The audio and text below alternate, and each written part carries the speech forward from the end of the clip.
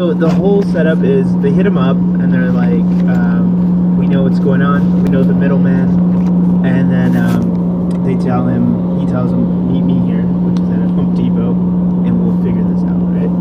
So they go, they show up, Magdi's there, and the guys come, and because I talked to Sonia as well, and we talked to the detectives, and the tough thing about this situation was they couldn't put him in a situation where he felt like his life was threatened, otherwise they couldn't use it, right?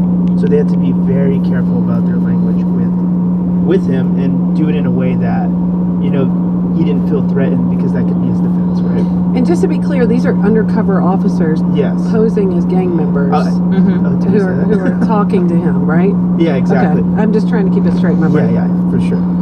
So anyways, they show up and they could say, we know the middleman, and they're like, we want $5,000. And he starts, like Bethany said, he was kind of like he looked like, he was caught. He was just like, he didn't know what to do. And he does what any good man would do, which is he negotiates the rate. It's like he's an EIC at a production company. And so, yeah, exactly. He's like, 5,000. I think your silence is worth less. I don't think so. Come on, guys. 700 a day. Right, there you go. So he negotiates the rate. He pushes it down a bit. And through the eyes of the detective, if a man was put in that situation and someone comes to you and says that, if you were innocent, what would you do? You would immediately go to the cops after. Call the cops. Yeah, exactly, right? Because we have the people who killed your wife. But he's negotiating rates now, so obviously, he's doesn't look innocent there. Right. Exactly. So he ends up telling the guys, I'll give you, I think it was like 1,000 or 1,500. He said he had. Damn, he's a good negotiator right there. He said, I have 1,500 on me right now. The cops are like, Wait, what cash? was that again? Yeah. Can you say that louder? Did he put on layaway? Yeah, I think he tried to play payments. This isn't like Cole's layaway for Christmas, Well, they were at Home Depot, so maybe. Yeah, there you go. So yeah, anyways, and then from there, I don't remember. I know that they Well, those admissions would make him guilty, basically. they do that, but then they also they do something else where he gets locked up, and then they go to prison with him, and they continue the.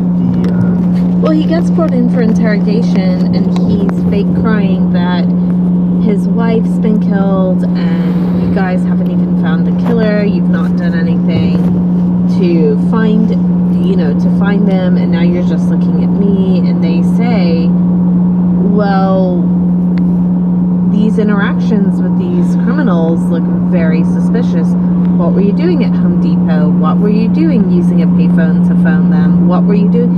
And he concocts this whole story about how they did confront him on the lawn, and it's this kind of amalgamation of the truth and what he hopes they'll believe.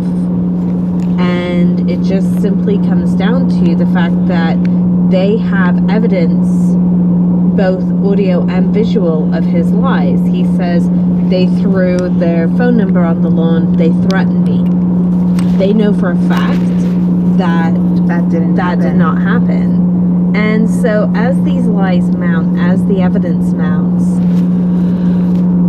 suddenly Gurgis realizes, they're moving in on me, and he begins to clam up and demands an attorney. Lawyers up. Yep. Mm-hmm. Yep.